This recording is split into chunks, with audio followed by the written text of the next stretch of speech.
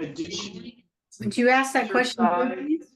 Would you start over with your question? Sounds like a Dharma question to me. yeah.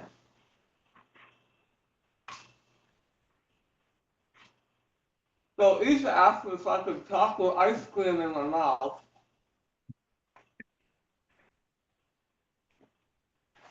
The question that I have is, in all the years that you've studied, aside from the double breathing practice, was there a different type of breathing practice that focuses on getting as much oxygen to the brain as possible?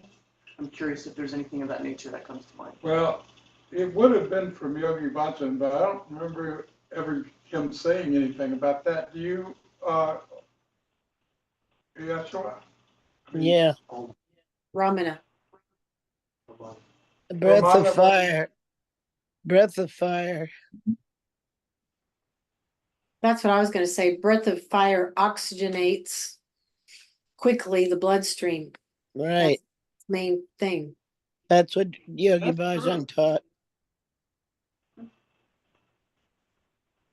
That's why you can energize your whole body by doing your fingers and your thumbs out and your arms at 45-degree angle and do breath of fire in 5 minutes. Yeah, like that. Mm-hmm. In 5 minutes, Yeah. you're all done. 5 minutes to ER. And you'll be all done. ER, what's ER? She didn't say ER. No, she didn't say ER. Huh.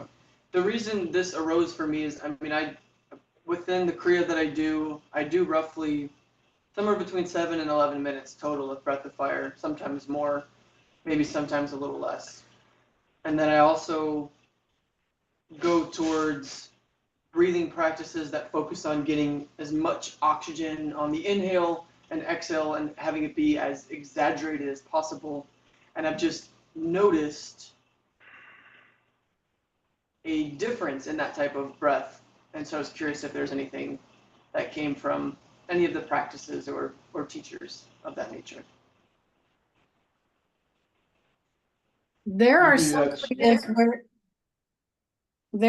kriyas where you inhale and puff out your rib cage, pull your belly in, and exhale and push your belly out. So it's kind of reversed of how we inhale from the bottom to the top and from the top to the bottom. And then also to reverse it. So that is also meant to get lots of oxygen in every part of your lungs and force it up into the very highest parts as well as the lowest parts, where sometimes breath doesn't go because your habitual breathing keeps that from happening. You don't breathe to the full extent of your lungs, usually.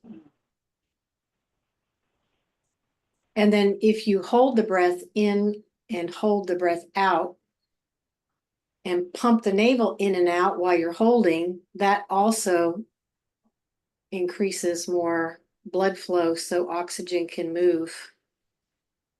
So those are all pranayama exercises. Mm-hmm.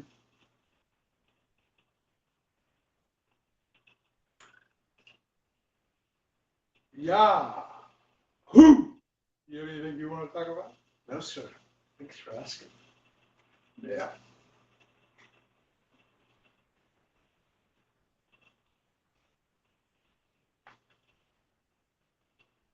I guess that's it. Anybody think of something else? Rashida wants to read something. Marcia, what's the Burrito Pass? Yes, this is a good one from Lord Shiva. This is number 36.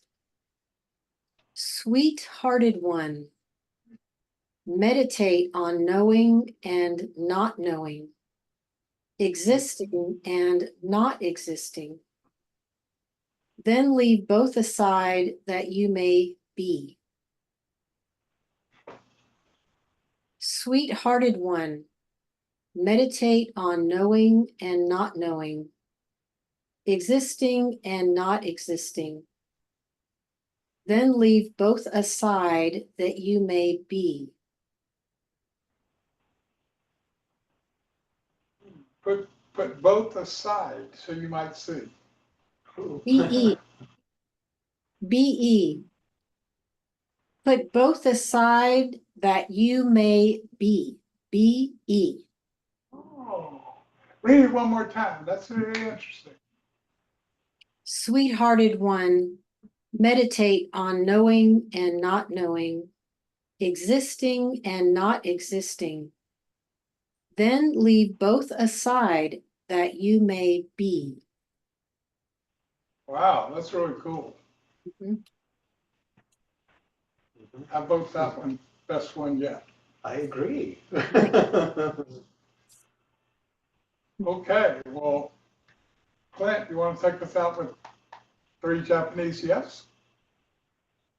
Hi, Hi. Hey, hi, hey, hi. hey.